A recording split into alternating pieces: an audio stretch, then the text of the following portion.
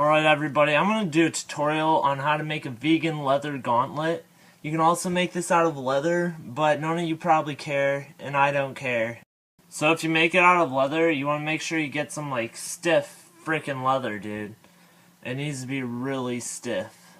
Not too stiff, just the right amount of stiff. But anyway, here we go. This is happening right now. The tools you will need for this project are as follows.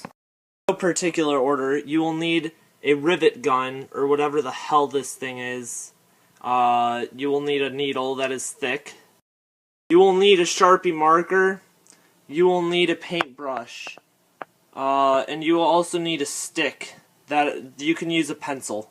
You only need this and the paintbrush and the marker if you're making it the actual leather version, which I fucking hate you for, but oh well. The materials you will need for this project are as follows. In no particular order, you will need eyelets, the small ones. You will need spikes. You will need black paint. You will need E6000. You will need, this is like elastic, band stuff. You only need the paint and the glue if you're doing the vegan version, which I highly recommend, people. Last but certainly not least, you will need this pattern, which I will post a copy in the description of how to get this pattern. And you will need fake leather. You can get all this stuff at a craft store or a fabric store. I recommend getting the thicker of the fake leather. You can't get the spikes at the fabric store or the craft store unless you want tiny ones.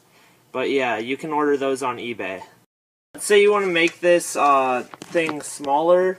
Just cut off as many rows off the top of this as you want and just rearrange the 4 rivets. Alright, so the first thing you do is you trace the pattern on using the black marker, and you gotta make sure to flip it to trace both sides. Also, I should point out that when you cut this, you want to cut right inside the line and not on the line, as that will mess it up. Alright, so you only have to do this whole process if you're doing the vegan version. If you're doing the real leather, you only have to cut out one. So the next step is you put like glue on here like that. You put it like all over the place. You want a shit ton of glue. You want each line to be like maybe a couple centimeters apart from each other, so you just go back and forth making like a snake that's 2 centimeters apart. After you put the glue out like that, you use a pencil or something. You want to spread it all out and make it even. If there's any spots missing it, just add a little dot and spread it out. So the idea is to cover this with glue, the whole surface, completely. And then you put these two pieces together. You want them to be exactly right. I cannot stress how important it is to make sure these line up perfectly when you put the glue on. So I'll do this part and then you'll see.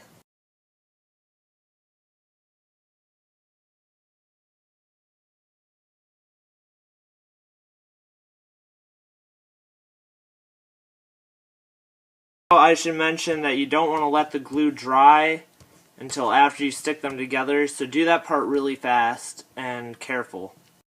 Okay, so it says let this shit cure for 24 hours or something like that. Fuck that. Just give it like a good 20 minutes. Some of this glue gets on the leather, don't worry, just rub it off and it comes off. So yeah.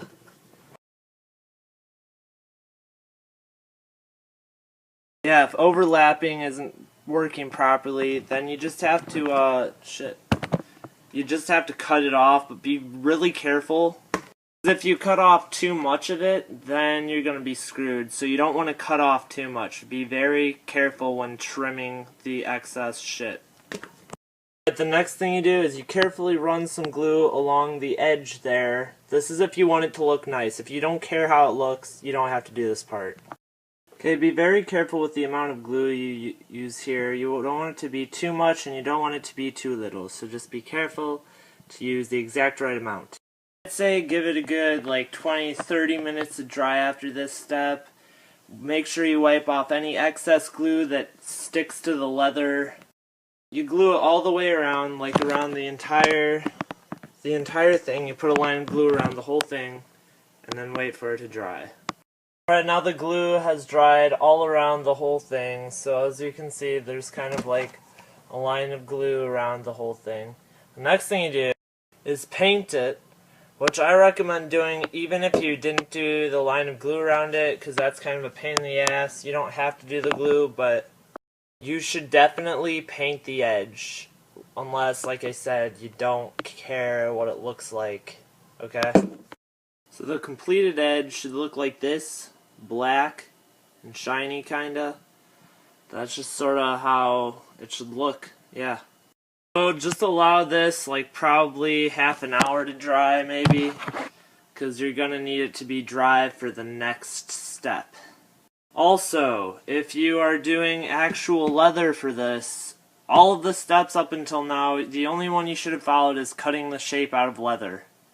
And again, fuck you for killing cows. I fucking hate you. You shouldn't do that shit.